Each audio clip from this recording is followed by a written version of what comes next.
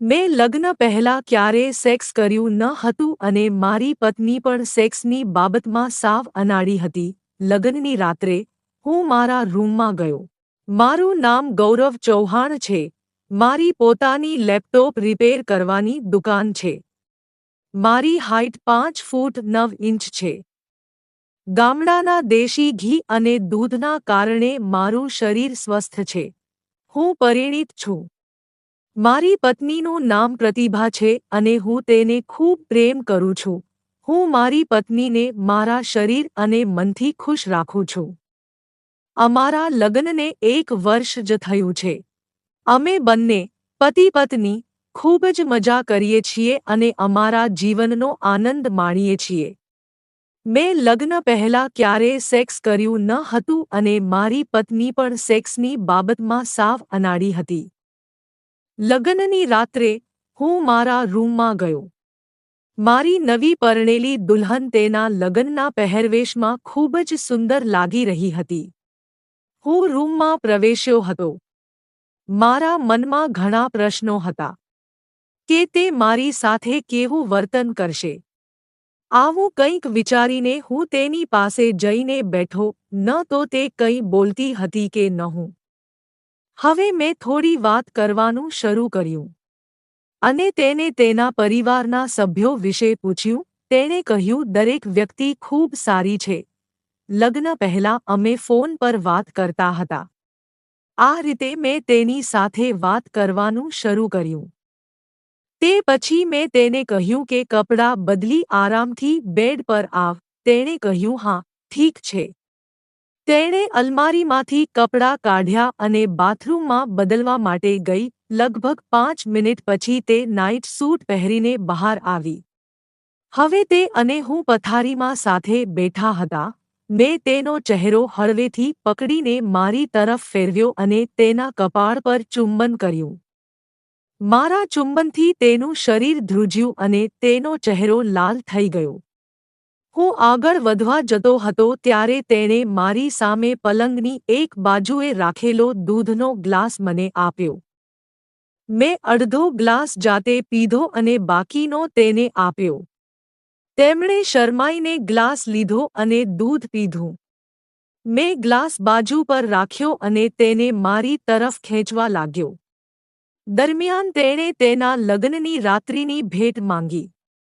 મેં તેને સોનાની વીંટી ભેટમાં આપી. રિંગ મેળવીને તે ખૂબ જ ખુશ હતી. હવે અમારા શુકન પૂરા થયા. મેં તેને ખભાથી પકડીને બેડ પર સુવડાવી અને હું પોતે તેની બાજુમાં સૂઈ ગયો. તે હજુ પણ શરમાઈ રહી હતી. હું તેની સામે તાકી રહ્યો હતો. તેણે કહ્યું, લાઇટ બંધ કરો. મેં લાઇટ બંધ કરી નાઇટ બલ્બ સળગાવ્યો.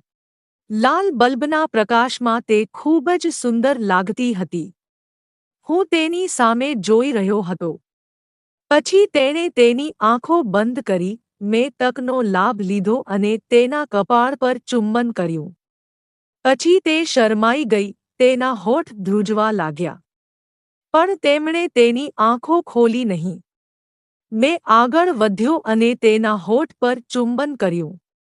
આ કારણે તે હચમચી ગઈ અને આપોઆપ મને ગળે લગાવી લીધો. છોકરીનો પહેલો સ્પર્શના કારણે હું પોતાની જાત પર કાબૂ ગુમાવી રહ્યો હતો.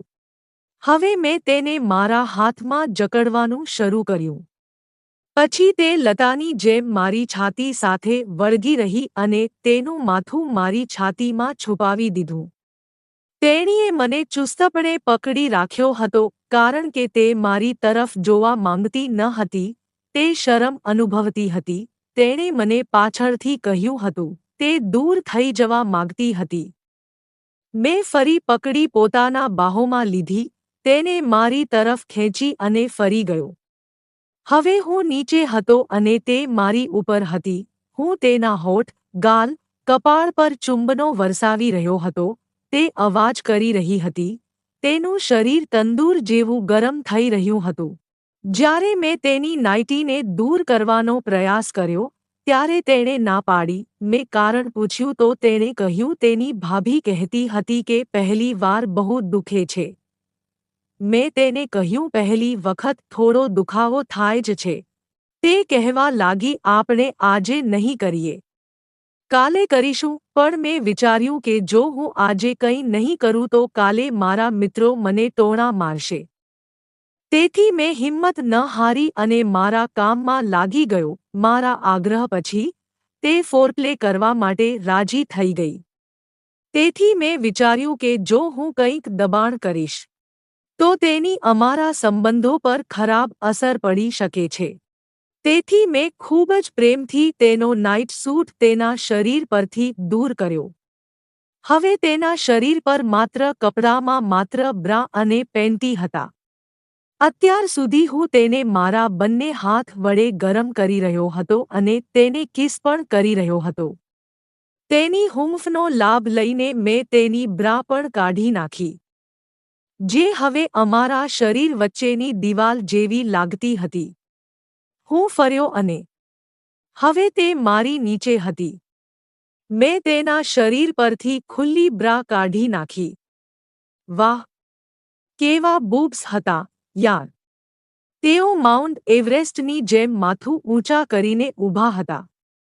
જરા પણ સમય બગાડ્યા વિના મેં મારા સામેના હાથની 2 આંગળીઓ તેમના પર ફેરવવાનું શરૂ કર્યું.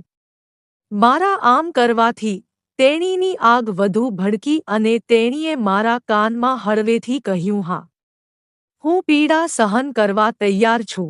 પછી શું થાય તે તમે સૌ જાણો છો. મિત્રો, આવા જ વિડિયો સાંભળવા માટે પ્લીઝ મારા વિડિયોને લાઇક, શેર અને ચેનલને સબસ્ક્રાઇબ કરી બેલ આઇકન દબાવવાનું ભૂલતા નહીં, જેથી કરીને આવનારી વિડિયોની માહિતી તમારી સુધી પહોંચી શકે. સાંભળવા માટે ધન્યવાદ.